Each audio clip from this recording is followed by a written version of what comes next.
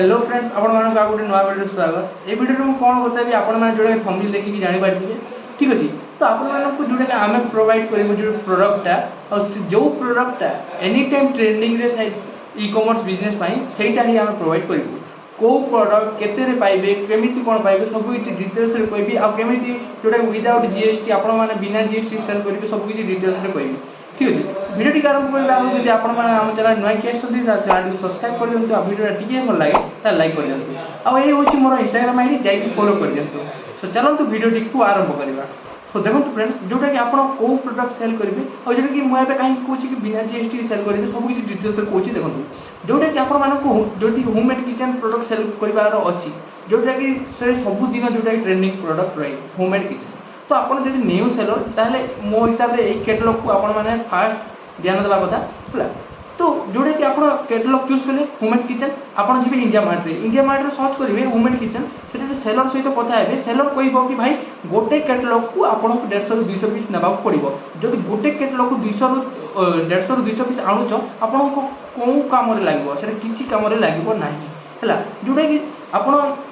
5टी catalogue आणुंट से 10,000 टका बुझे जब 150 ରୁ 200 पीस पर कैटलॉग तो सेमती आपको जो स्टार्टिंग बिजनेस चलो ना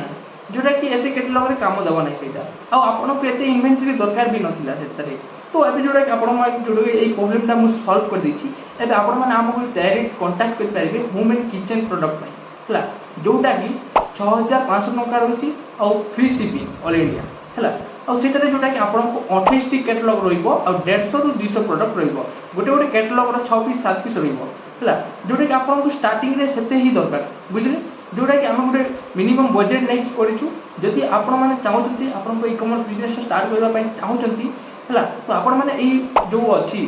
6500 टकर आपण मैंने यहाँ नहीं पारे जोटा कि व्हाट्सएप नंबर कांटेक्ट करेंगे आमको जोटा यहाँ ऑर्डर करने है जी ऑल इंडिया डिलीवरी हो पार है। तो ये जोटा मुझे कहे कि बिना जीएसटी सेल कर बोली कहीं कहली तो देखो भाई जदि आपण मैंने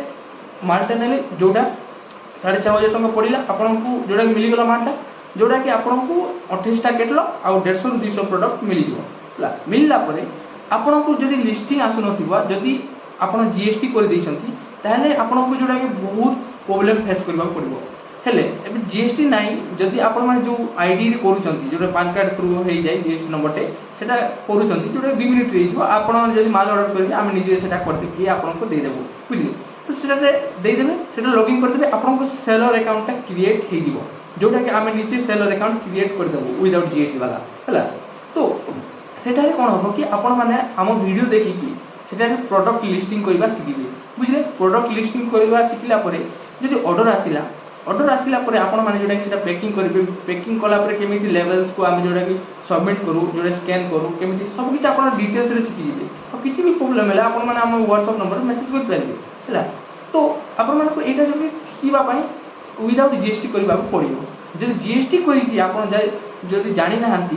फसीजे बुझे प्रोब्लेम फेस करने पड़ो आउ जदि आपण मैंने खाली बसिकी यूट्यूब रे जोटा कि वीडियो ही देखुवे कि भाई आज करी आ काली करी ना नाई केमी भाई खाली भावुले विश्वास कर किसी भी कर ना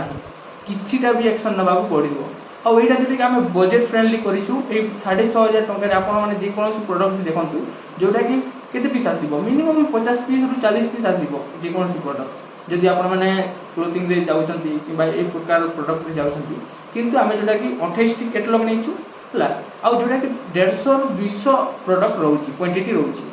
हला। तो आपण माने एक कैटलॉग को आरंभ करबा पई हेले ए बजेट रे आपण माने सामान पाइबे नै जदि आपण माने स्टार्ट करबा पई चाहउछंती ई कॉमर्स बिजनेस तो आपण माने हमकु डायरेक्ट ए नंबर व्हाट्सएप रे मैसेज कर पाइबे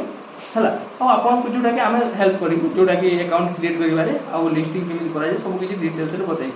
बुझे। तो आपण मैंने जब ई कॉमर्स बिजनेसटा करने चाहते ताहले जोटा कि कैटलॉग को बाय करने चाहते ये व्हाट्सएप नंबर मेसेज करूँ आउ ऑर्डर दिंतु आउ e commerce business full Shikhu है जोटा कि आपण मानक आउ जोटा जेकोसी क्लास करने को पड़ो ना बुझे। तो ये वीडियो आगे वीडियो देखा थैंक्स फॉर वाचिंग।